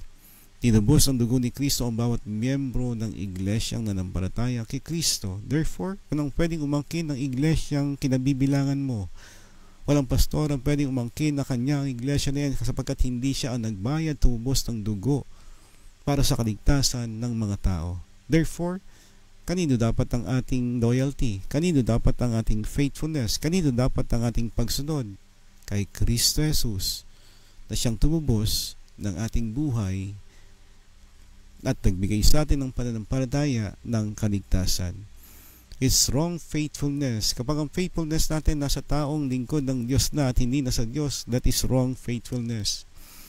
Wrong obedience, blind obedience and blind faithfulness. Nakalimutan natin, pag-aari ka ng Diyos. Sapagkat ang Diyos ang tumubos sa iyo kay Kristo Jesus. Kaya mga kapatid, huwag nating hayaang kalimutan ang napakahalaga na value ng iglesia. Tayo yung naglilingkod sa isang iglesia na tinubos ng dugo ni Kristo. Ang pagkaunawa dito, ang kalamang ito ay dapat magbigay sa atin ng inspirasyon na maglingkod ng may kababaang loob, buong pagmamahal at malalim na paggalang. Sa huli, mga kapatid, tandaan po natin ito. Because the church was bought at a great price, leader must treat them with utmost respect and diligence. Hindi lamang po pastor ang dapat humihingit, naghahanap ng paggalang sa kanila. Kailangan makita ng isang leader, ministry leader, small group leader, elder, deacon, at lalo tigit ng mga pastor, yung paggalang, pagpapahalaga sa iglesyang ipinagkatiwala sa kanila ng Diyos, sapagkat sila man at ang iglesyang ito ay tinubos ng napakahalagang dugo ni Kristo Jesus. Tandaan po natin, Christ's blood defines the worth of His church. Christ's blood defines the worth of your pastor. Christ's blood defines the worth of every leader of the church. And Christ's blood defines the worth of every member of the church. Ang halaga mo ay nasa halaga ng dugo ni Kristo Jesus. Yan ang halaga mo sa harap ng Diyos. Yan ang halaga mo sa mata ng Diyos. Yan ang halaga ng bawat individual, ng bawat leader, ng bawat elder, ng bawat deacon, ng bawat pastor. We have the same value. The value of Christ, the value of the blood of Christ. Kaya mga kapatid, sa umaga na ito, sa Gawa chapter 20:28, paalala po sa atin, nakita po natin ang kahalagahan ng ministeryo ng mga pastor. Let us support our pastor. Let us encourage them. Let us pray for them. Let us work with them. Sa Gawa chapter 20 verse 28, ang tagubili ni Pablo sa mga matatanda ng iglesia ng Efeso ay nananatiling buhay hanggang ngayon. Hindi lang yan sa panahon ng Apostol Pablo, hindi lamang yan sa iglesia sa Efeso, kundi maging sa ating buhay, sa ating iglesia ngayon. Bilang mga leader, spiritual leader, bilang mga katiwala ng Diyos, bilang miyembro ng church, tayo po'y tinatawag na magkaroon, obserbahan yung personal na pagsusubaybay, yung personal watchfulness, maging mapagbantay sa ating sariling spiritual na buhay, o let other watch over us. Pangalawa, pastoral responsibility o pamumuno spiritual, tapat na pangalagaan at gabayan ang kawan na ipinagkatiwala sa atin ng Diyos. Pangatlo, yung priceless worth o napakahalagang halaga ng bawat kaluluwang ipinagkakatiwala sa iyo ng Diyos for the glory of God alone. Ang naitataas sa paglago ng iglesia ay ang pangalan ni Kristo, ang pangalan ng Diyos. Ang naitataas sa pagdami, sa paglawak ng iglesia ay ang pangalan ng Panginoon sa Kristo at ang pangalan ng Diyos lamang. Hindi ang pangalan ng taong pinagkatiwalaan, kundi ang pangalan ng taong nagsakripisyo, nagbigay ng kanyang buhay, ang Diyos, ang anak ng Diyos na si Kristo Jesus, at ang pangalan ng Diyos at Diyos lamang.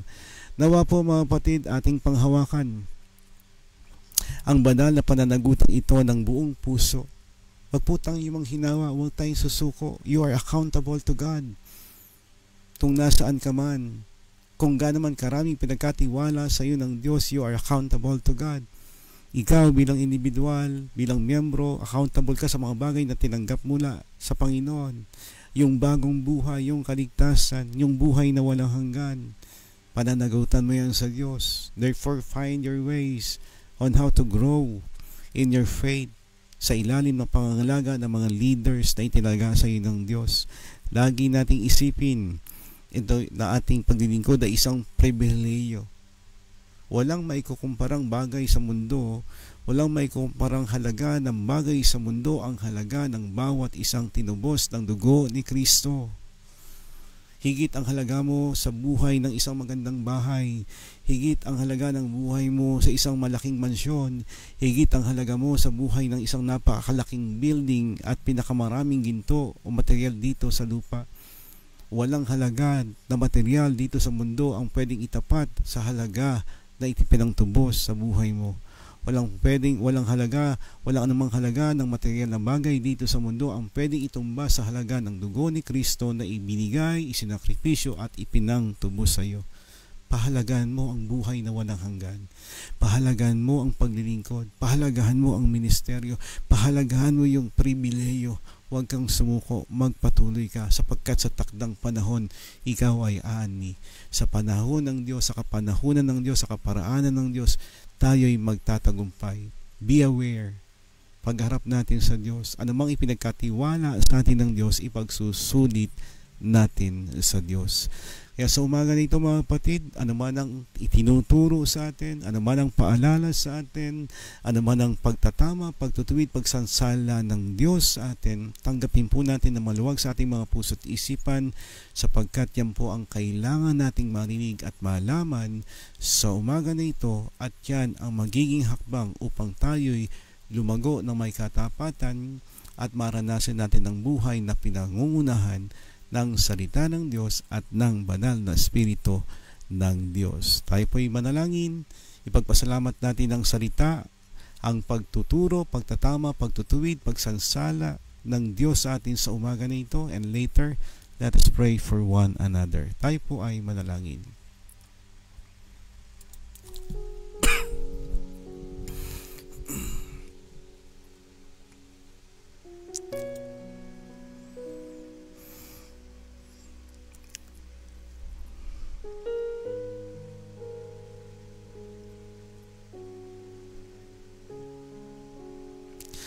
Dakilang Diyos, aming Ama, salamat po sa iyong salita sa umaga na ito.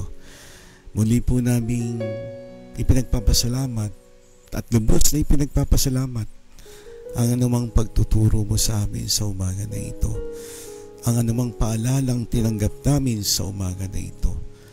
Ang anumang pagtutuwid, pagtatama at pagsansala mo sa amin sa umaga na ito. Salamat, Panginoon, purihin ka. Salamat sa iyong salita sa Gawa chapter 20 verse 28. Salamat sa bawat biyaya na tinanggap namin sa umaga na ito sa magitan ng iyong salita. Salamat po sa bukas na isipan. Salamat po sa bukas na puso na meron kami ngayon.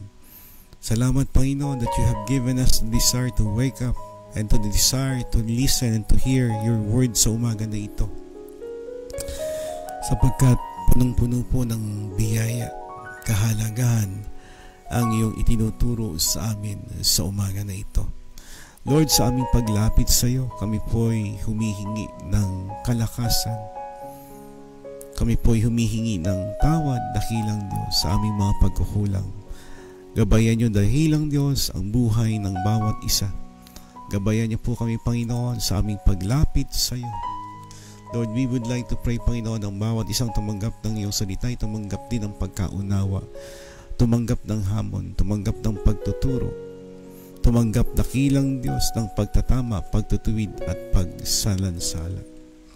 Aming dakilang Diyos, sa umaga na ito, inilapit po namin ang bawat isa. Patnubayan niyo, Panginoon, kami. Let your Holy Spirit guide us, O Lord, as we listen to your word, as we meditate your word. Lord, allow us, O God, na maranasan po namin ang biyaya ng pagkaunawa, ang biyaya ng pagsunod sa iyong salita. Sa buong maghapon na ito, ay patuloy po namin i-meditate, mag-reflect sa aming mga buhay, ang aming mga isipan sa iyong salita. Gabayan mo kami, dakilang Diyos. Gabayan niyo po kami, Panginoon. Dalangin po namin sa umagang ito ng bawat isang tumanggap ng iyong salita. Aming dalangin, dakilang Diyos, pangunahan mo, Panginoon, ang bawat isa sa amin.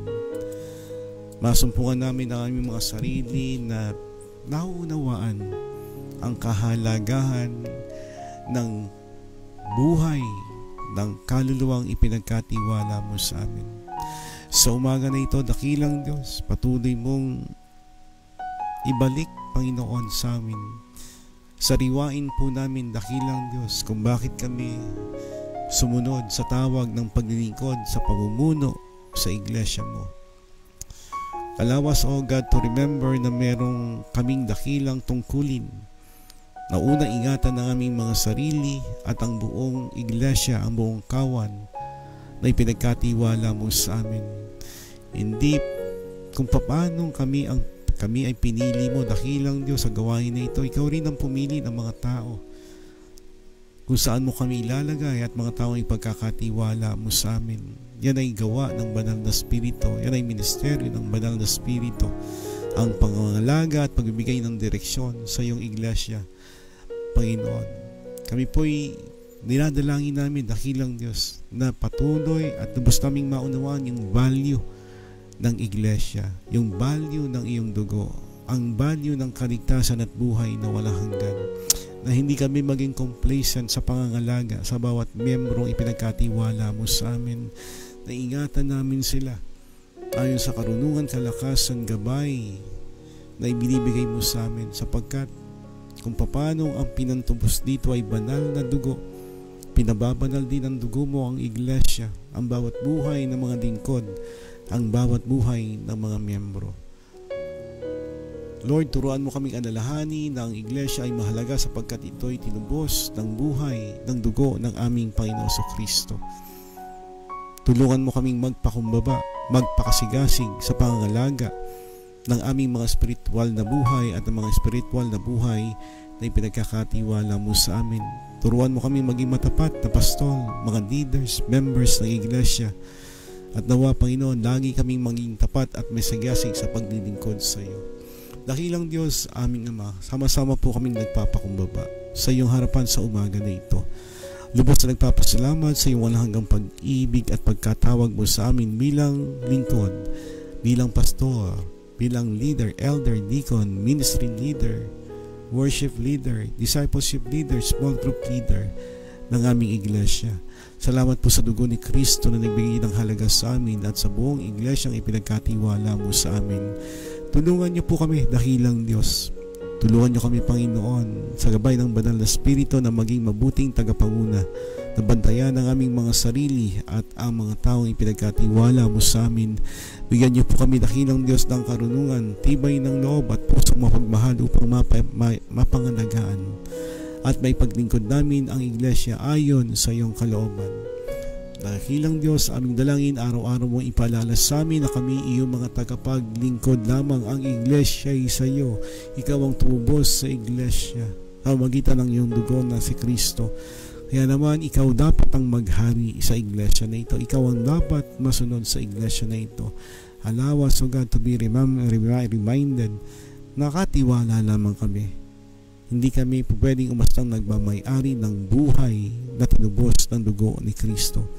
Hindi kami pwedeng mag-astang nagmamay-ari ng iglesyang tinubos ng dugo ni Kristo. Naway manatili po kaming tapat sa iyong pagkatawag at paglilingkod na may kababang loob at buong puso. Dalangin ko rin, dakilang Diyos, ang bawat isang narito, ano man ang aming kalalagayan sa aming ministeryo, sa mga pastor, sa mga elders, leaders, ministry leaders, group leaders na narito, at sa mga miyembrong narito ng isang iglesia. Patuloy mo kaming ibaba at maunawaan kami katiwala lamang ng napakahalagang bagay, ang kaluluwa ng bawat tinubos ng dugo ni Kristo. Kaya naman, dakilang Diyos, bigyan mo ng takot ang aming mga puso, bigyan mo ng karunungan ng aming mga puso, ang aming mga isipan, as we accept the challenge of shepherding, feeding, and protecting your sheep, your flock, and ourselves in the name of Jesus Christ. Ito po ang aming panalangin. Amen, amen at amen.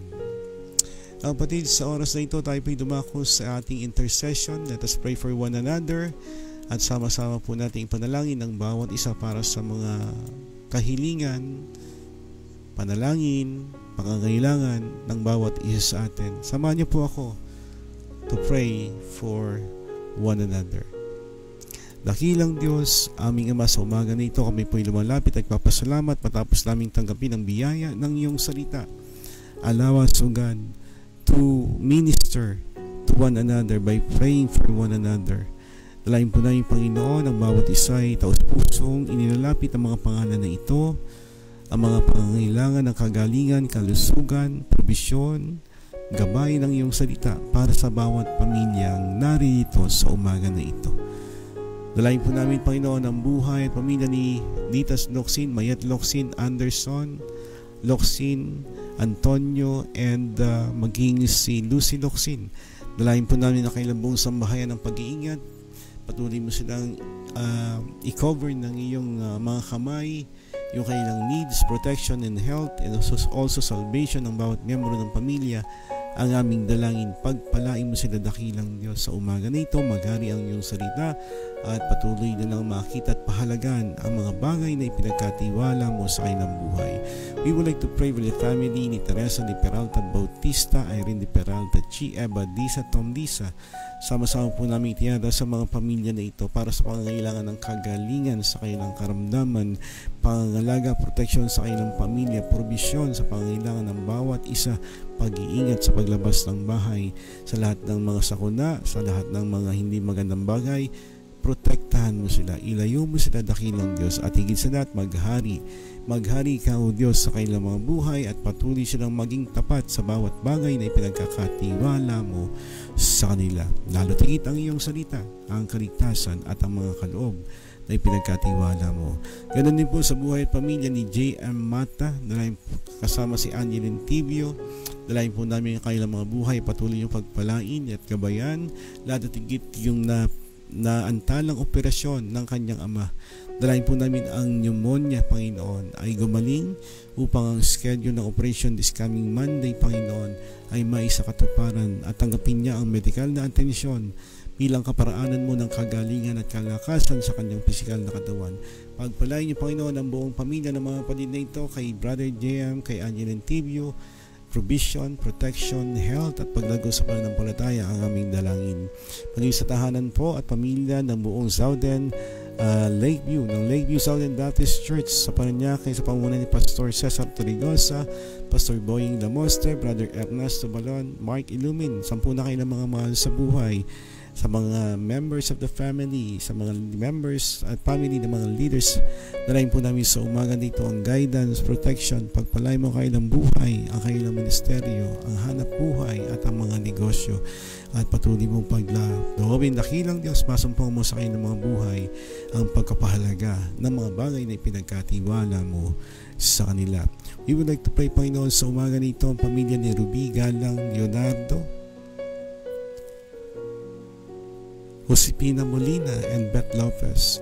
We would like to pray for every family, kalakasan, kalusugan, provisyon sa pangangailangan, kapayapaan.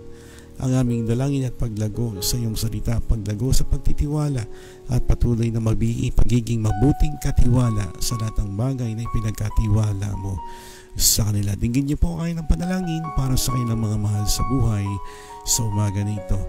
Yatas din po namin ang buhay ni Tatay Robert Alvarez na nakakaramdaman ng pananakit ng tiyan at pupunta sa ospital. We pray, Panginoon, ang atensyon ng mga doktor, ang medication na ibibigay sa kanya, lalo tigit ang kapangyarihan ng panalangin, ang kapangyarihan ng paggalingin ng kanyang karamdaman, ang aming dalangin. Maging sa buhay po ng kanyang mahal na asawa, si Nanay Flory, darahin po namin ang kalakasan at patnubay at probisyon sa kanyang regular dialysis. Samahan mo sila, patnubayan mo sila, patuloy naman sila maging matapat sa buhay at mga bagay na ipinagkatiwala mo sa kanila. Ganun din ang buhay ng kanilang mga anak. Si Robby na nagdadalang tao, dalahin po namin ang kalusugan sa mag-ina na ito. Maging sa kanilang mga pamilya, kalusugan, kalakasan, proteksyon, guidance and provision po aming dalangin. Maging kay Sister Rachel Lee sa kanyang farm, sa kanyang Malunggay Live Company, ang kanyang mga trabahador. Dalahin po namin ang proteksyon, pagpapala, karunungan sa pamamahala ng ministeryo na ito. Maging sa buhay po ni Brother Ben at kanyang pamilya, pag-iingat po ang aming dalangin at kalusugan. Maging sa buhay po ni Mayla Dante, Marith Bel Presidas, Ma'am Mayor Lourdes Maso, sama-sama po namin tiyata sa mga kapatid na ito.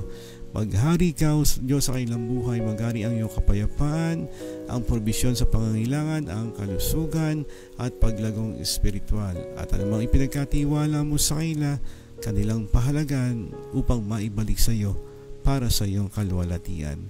We would like to pray for Sister Mami Abby Dailo, kalakasan, kalusugan, para sa kanya at sa kanyang mga mahal sa buhay. Lalo tigit katagpuin niyo ang kanyang pangangailangan ng kalakasan at kalusugan. Patuloy yung pagpalain, Panginoon, ang kanyang puso, ang kanyang buhay sa kanyang pagtulong sa mga ministeryo na ipinagkakatiwala mo at tinalagak mo sa kanyang puso. Health, provision, protection po aming dalangin para sa kanya. Maging sa buhay po ni Pastora Levi Esquivel, Pastor Recio Saavedra, Pastora Gemma Alquicer, Pastor Gilbert Jaime, sama-sama po namin tinataas sa kanilang mga buhay at pamilya sa umaga na ito. Patnubayan mo sila at gabayan at patuloy mo, Panginoon, masumpungan ang kanilang katapatan sa ministeryong ipinagkatiwala mo sa kanila. Ministeryong tinubos ng dugo ng iyong anak na si Kristo. Tinataas po namin sa umaga na ito ang buhay ni Let Andaya Agalvez. Dalayan po namin na kanyang buong sambahayan ay iyong pagpalain. Ganun din po ang buhay ni Ophie Galang. Pagpalain niyo ang kailang mga tahanan, kalusugan at kalakasan po aming dalangin. Ganun din po sa buhay ng mga Soresca para kay Josephine, kay Sol, kay Robbie, kay Apple, kay Wing Saban Soresca at maging kay Nanay Mila Soresca. Dalangin po namin sa umaga na ito ang pagkapala, kalakasan, kalusugan, kagalingan at patuloy na patnubay mo para sa kanilang mga buhay. Tinataas din po namin sa umaga na ito, dakilang Diyos, ang buhay at pamilya ni Kristen Laurel, Gladigo Bartolome. Dalangin po namin ang kailang mga pamilya, kalusugan, kalakasan, kagalingan, ang kanilang mga kamtan. Lalo tigit sa regular dialysis chemo ni Sister Glady sa kanyang ama, Panginoon, patuloy na kalakasan sa kanilang buong pamilya. Magari ang iyong pag-ibig, kapayapaan at patuloy magtiwala sa iyong katapatan. Nais din po namin sa umaga nito ang buhay at pamilya ni Marilyn Marquez, Mel Macaya, Lina Liboon. Salamat sa mga answered prayer. Dalayan po namin sa umaga nito ang pagkapala sa kanilang buhay, kalusugan at kalakasan. Patuloy kayong maghari sa kanilang mga buhay, dakilang Diyos. Maging sa buhay po ng pamilya ng De Ocampo para kina Sister Tina, Brother Ayon sa kanilang dalawang anak. Blessing, protection, guidance, and health ang aming dalangin. Patuloy na lumago sa malalim na pagkakakilala, pagkakaunawa sa iyong salita. Patuloy mo hubugin, sanayin sa magitan ng kanilang pag-aaral sa seminary at masumpungan nilang kanilang mga sarili. Tapat na naglilingkod sa mga bagay na ipinagkatiwala mo sa kanila. Tinataas din po namin ang buhay ni Marisa Ako Ramos, Sister Jocelyn, kay Pastora Bikin Nudo, Pastor Mark Fuentes. Dalayan po namin sa umaga nito ang kanilang mga buhay at pamilya. Pagpalain mo sila at tagpuin niyo dakilang Diyos ang kanilang pangangailangan ng kalusugan, pag-iingat, karunungan at patuloy maging tapat sa gawaing pinagkatiwala mo sa kanila. We would like to pray, Panginoon, ang buhay at pamilya Pastor Lito Acampo, Herminax and Pastor Adex Solis. Ang kanilang buhay, pagmatapatin mo, kalusugan po, kalakasan na aming dalangin, patuloy patnubayan at pagpalain ng kanilang mga sambahayan. Maging ang buhay at pamilya po ni Pastor Gani Ikan, ang kanyang asawa si Monet, ang kanilang mga anak, probisyon, pag-iingat, kalusugan po aming dalangin at patuloy mo hubugin ang mga kapatid na ito, especially ang pag-aaral ni Pastor Gani. We would like to pray for the family ng Binado, kina Pastora Laila, Nico, Mika, Marvin at kay Jedi, ang pamilya ni Pastora Jane Bobadilla, ang kanya anak na si Mona, si Rem, ang pamilya ni Pastor Adang Morales at ang buhay at pamilya ni Pastor Elmer Castillo. We would like to pray for them this morning. Gabayan mo sila, dakilang Diyos, patnubayan sa lahat ng kailang pangangailangan. Sustain mo sila spiritually, yung spiritual health, mental health, emotional health, physical health ay patuloy pong sumakanila. Gamitin mo sila at pagpalain ng maluwalhati, Panginoon, sa iyong pangalan. Nais po namin itaas ang buhay at pamilya ni Teacher Belma Sahagon, Warde family, Katubaw at Sarmiento family. Sama-sama po namin itaas ang mga pamilya na ito. Pagpalain mo sila, katagpuin ang kailang pangangailangan, higit sa lahat makilala ka. Masumpungan ng pananampalataya kay Kristo Jesus na nagliligtas at pumapatnubay sa kanilang mga buhay. Nais po namin itaas ang buhay at pamilya ni Sherby Codillo Dumibaw, Pastor Benny Gayares, Ray Burabo, Elder George Derit. Batid nyo ang kailang kahilingan, pangangailangan sa umaga nito. Dalahin po namin ang buhay, kalakasan, kalusugan, patnubay at probisyon sa kanilang pangangailangang personal at pangangailangang espiritual. Pagpalain mo sila, Panginoon, sa araw na ito. Maging ang buhay po ni Brother Jane Michael Noche, paging si Brother Emmer. Dalahin po namin ang kanilang mga pamilya, patuloy pagpalain ang kanilang mga buhay at mga trabaho.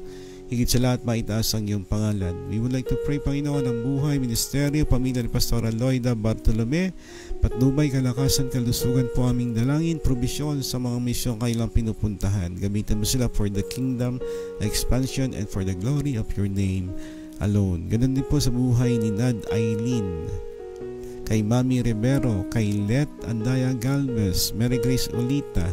Sama-sama po namin tiyara sa mga kapatid na ito. 10 na kayo ng mga mahal sa buhay, ang patnubay, ang probisyon, ang pangangalaga, ang biyaya ng iyong salitang nagbibigay buhay at kaligtasan.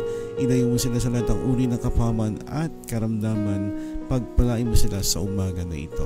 Itiyataas din po namin dakilang Diyos sa umaga ito ang buhay at pamilya ng mga Hipolyo, si Elmerante, Jeffrey at Nelio Hipolio. Dalahin po namin na kailang buhay at ang kailang pamilya, patnubay, kalusugan po aming dalangin. Ang S&E Technical Services, we are praying, Panginoon, ang kanilang mga business transaction, gawin yung mission field, ang company na ito, may pahayag ang iyong salita at makakilala ang mga tao kay Kristo Jesus bilang Panginoon at tagapagligtas. Maging sa application ng visa para kay Jeffrey, kay Nelio, dalahin po namin ang kanyang provision sa mga bagay na ito, sa financial provision, yung makalagpas, makapasok sa airport, sa immigration. Dalangin po namin ang patnubay mo at kalooban ng magari sa kanyang buhay. Ganun din po sa company na SBDM Building Contracting Company, group of companies headed by Architect Alden Perez, June Samera, engineer na sila June Samera, Bernie Samera, Hamid Kadi, at Elmer Hipolio at Samuel Balaso. Maging ang Fortis 4 Building Contracting Company with Mr. George and Ma'am Senya, ang AP Design, ang 4R Angel Technical Services, led by Mr. Chris Madlang Bayan. Sama-sama po namin tiyada sa mga pamilya na ito, ang kailang negosyo, ang kailang company to be a mission field na kung saan ay papahayag ang iyong salita at may itataas ang iyong pangalan, masumpukan nilang pananampalataya kay Kristo bilang Panginoon at tagapagligtas. Ganun din po sa pamilya ni Cynthia Gomez, ang kanyang mga anak, si Nerissa, Angela, John, Christian at Jimson Gomez. Sama-sama po namin tiyata sa kailang pamilya sa umaga na ito. Sila po ay pagpalain at inyong patnubayan. Lord, I allow me, God, to pray for my parents, ang aking dalangin, ang kailang buhay, kalakasan, kalusugan, patuloy ko silang ipinagkakatiwala sa iyo, be the provider of their needs, at patuloy dakilang Diyos, maghari ang iyong buhay, maghari ang iyong pangalan at kalooban sa kailang mga buhay. Maging sa aking pamilya, Sister Leia, kay Liarnel, kay Nolet, kay John, kay Gab, at kay Sam. Salamat sa buhay, kalusugan at work na meron sila. Dalahin po namin ang pamilya nito ay makapaglingkod sa Channel of Hope International Ministry. Dalahin po namin ang worship center, ang mission center na aming idadalangin. Kami tumatawag, Panginoon, para sa provision mo sa mga bagay na ito, para sa mga rental, financial need ng ministry na ito, ang mga chairs, tables, equipment, musical instrument. Lord, wala po kami niyan. Kami po iaasa lamang sa iyong biyaya. Patuloy na kami nagtitiwala sa iyong provision sa mga bagay na ito. Itiyataas po namin, ipinapanalangin at ipinagpapasalamat din naman ang buhay ng mga kapatid na nananalangin para sa Channel of Hope, para sa proyekto na ito ng Worship Center and Mission Center. Sa lahat po ng nagbibigay ng kailang pledges and offering, pagpalain mo ang kailang mga buhay, katagpuin mo ang kailang pangangailangan, ibalik mo sa kanila, Panginoon, ng higit pa, upang ang kagalakan nila ng pagbibigay ay patuloy nila magawa sa bawat misyon, sa bawat ministeryong inilalagak mo sa kailang mga puso. Salamat, Panginoon, sa kailang mga buhay. Pagpalain niyo, Panginoon, ang kailang pamilya, ang kailang kalusugan, at ang kailang mga hanap buhay. Ganun din, Lord, we would like to pray for our country, the beloved Philippines, sa aming Presidente, Vice Presidente. Kalusugan, karunungan po aming dalangin, At ngayong nalalapit ang eleksyon, alam po namin magiging magulo ito. Sa bawat probinsya, bayan, munisipalidad na kinaroroonan po namin, dalangin po namin ang kapayapaan sa darating na eleksyon at ang tamang tao ang iboto ng mga botanteng Pilipino, especially kaming mga mananampalataya. Paunahan kami ng panalangin upang ang aming pagboto ay ginagabayan ng iyong salita. Maraming salamat, Dakilang Diyos, sa umaga nito. Sama-sama po namin pinagkakatiwala ang aming buhay, ang aming pamilya, ang aming concern, ang aming kalusugan. Idinudulog po namin ito sa paanan ng trono ng iyong habag at biyaya sa pangalan lamang ni Kristo Jesus, na aming Panginoon at Tagapagligtas. Amen, Amen at Amen. Muli mga kapatid, ito po ang Channel of Hope Daily Devotion. Ito po ang inyong lingkod, Pastor Arnel Silva. Live streaming all the way from Dasmariñas, Cavite, nagsasabing, sa Diyos lamang ang papuri, Soli Deo Gloria. God is good, God is great, and God is almighty. Sumatin po ang pagpapala ng Diyos, ang kaligtasan sa pangalan ni Kristo Jesus, ang pag-iingat ng banal na Espiritu, ngayon at magpakailanman. Amen, Amen at Amen. God bless you. Pagpalain po tayo ng Panginoon. See you tomorrow para sa ating Saturday morning devotion. God bless. To God be all the glory. Soli Deo Gloria.